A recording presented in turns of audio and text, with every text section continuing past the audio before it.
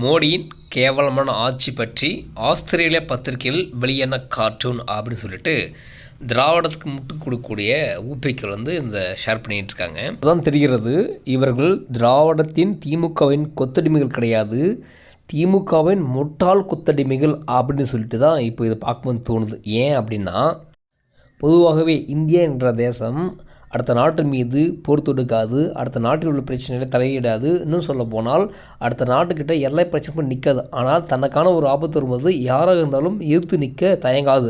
அப்படித்தான் இது வரைக்கும் இந்தியா என்ற பாரத தேசம் இங்கே இருக்குது. பொதுவாகவே ஆப்கானிஸ்தான் ஒரு இஸ்லாமிய நாடு, பாகிஸ்தான் ஒரு இஸ்லாமிய நாடு. இந்த இரண்டு நாடுகளுக்கும் பக்கத்தில் இருந்தும் ஒற்றுமையாக வாழ தெரியல. ஒரு நாடு இன்னொரு நாட்டின் மீது தாக்குதல் நடத்துது, இந்த நாடு அந்த நாட்டின் மீது தாக்குதல் நடத்துது. அப்போது இவர்களை பற்றி உலக வங்கியோ அல்லது உலக நாடுகளோ பொருளாதாரத்தை பற்றி பேசினால் நம்ம கவலைப்படலாம். ஆனால் இந்தியா என்ற தேசத்தை பேசும் பொழுது நீங்கள் யோசிக்க வேண்டும், இவர்கள் பிரிவினைவாதிகள், இவர்கள் இந்தியாவை வீழ்த்தணும்னு நினைக்கிறாங்க.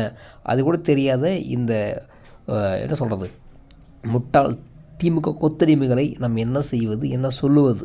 தமிழ்நாட்டில் திராவிட முன்னேற்ற கழக ஆட்சியில் கற்பழிப்பு, கொள்ளை, கஞ்சா, சாராயத்தில் உயிரிழப்பு, இந்த மாதிரியான அனைத்து செயல்களும் அனைத்து அட்டுழியங்களும் நடந்துக்கிட்டு இருக்குது. இதை பற்றி திராவிட முன்னேற்றங்களை சேர்ந்த அந்த தொண்டர்கள் கேள்வி கேட்டால் அந்த முதலமைச்சர் மாறுவார். என்னடா மற்ற தொண்டர்கள் நம்மளை கார்த்திப்பாங்க, ரைட்டு நம்ம தொண்டரே நம்மளை கார்த்திப்பாங்க அப்படின்னு ஒரு உரைக்கும். அப்போயாவது இந்த மக்களுக்கான சட்டத்தை போடுவாங்க. அதை விட்டுவிட்டு அமெரிக்காக்காரன், ஆஸ்திரேலியாக்காரன் கார்ட்டூன் போட்டானா, ஏன்டா அவன் எப்போ நம்ம சாகுவான், எப்போ நம்ம வீடும் காத்துக்கிட்டு இருக்கான், அவன் அப்படி தான் போடுவான், உங்களுக்கு எங்கே போச்சு மூளை அப்படின்னு நம்ம திருப்பி கேட்குற நிலையில் தான் இந்த முட்டாள் ஊப்பிகள் இருக்காங்க.